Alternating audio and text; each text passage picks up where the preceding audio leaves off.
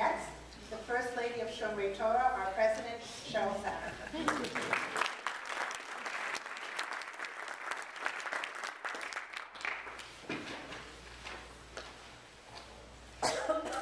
I'm not going to cry today.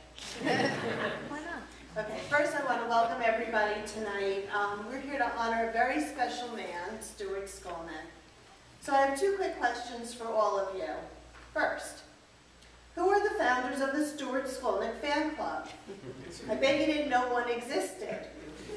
Many years ago, Roberta Ort and I decided we were Stewart's biggest fans. Every time Stewart got up to lead davening on Shabbat, we would turn to each other and say, "Yay, Stewart!" I guess now that the cat is out of the bag, and you all know about the fan club, we will now be accepting new members. You can see me later about the details. Actually, since all of you are here tonight for him, I guess you can all be honorary members of the Sheryl Skolnick fan club. Next question.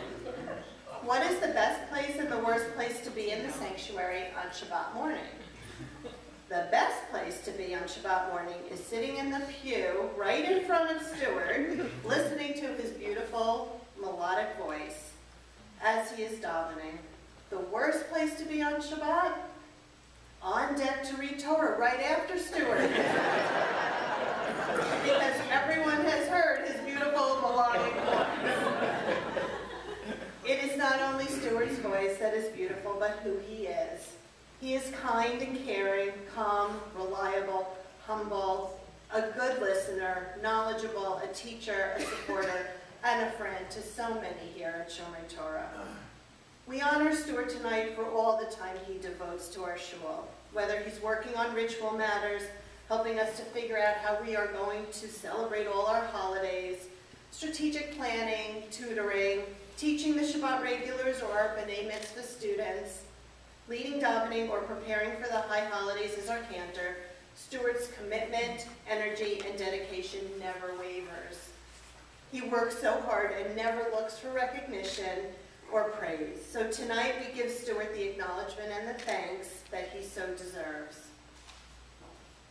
On behalf of the synagogue, I want to say to you, Stewart, we are grateful for all you do.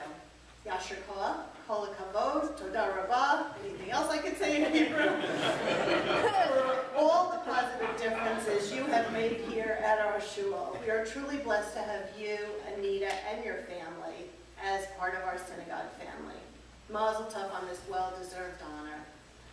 And although Beth has already thanked the committee, this night would not be possible if not for the efforts of those important people, and I would like to mention them again.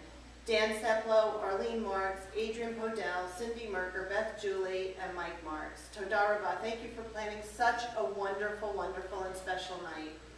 I want to thank Carol Furtick for designing the program, and many thanks to Nadia and Donna because they worked so hard in the office and they helped make this night a success also.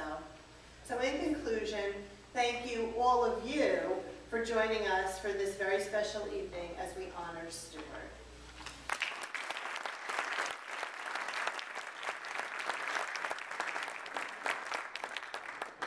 And now it is my pleasure to introduce the First Lady of the Skolnick family, Stewart's wife, Dr. Anita Skolnick.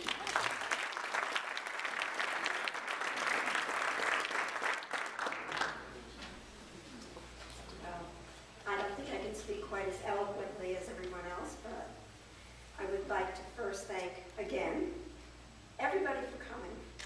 There are many people who came from far and wide, and we really appreciate that you've come to honor Stewart and help support the synagogue. It means a lot to both of us that you took the time and the financial consideration to be here tonight. I'd also like to thank the committee as well, not only for all your dedication in creating the evening, but those who actually selected Stewart, because obviously I think it's an honor well deserved, and I really appreciate all your work. Thank you. I would also like to thank Rabbi Mark, President Sheryl Sarin, back in advance as well as now, for all your hard work. L'dor v'dor, from generation to generation. even before we had children, decades ago, and even before we were married, eons ago, Stuart had already decided that one of the issues he was most passionate about was the need to educate the next generation, to instill the values and beliefs, history and laws, and practices of Judaism was a mission he embarked on from an early age. And it was equally clear that this teaching was much more than just tutoring kids for confirmation or bar mitzvah. To teach involved a personal commitment to set an example of how to live Jewishly, going to Shabbat services regularly, observing holidays, reading Torah, studying and reading texts are all close to his heart, not because you're supposed to, but because he loves it and knows he's showing others how much joy there is in keeping the faith. Everyone has their own Jewish journey. I, like Stuart, grew up in a non-kosher home, but Stuart said right from the beginning that as soon as he had his own apartment, he wanted to keep a kosher home. And when we discussed it, he made a statement that became a cornerstone of how he felt. If we don't show our children, who will? I personally have learned so much from Stuart and take enormous pride in how much he has taught our children and your children, as well as many members of the community.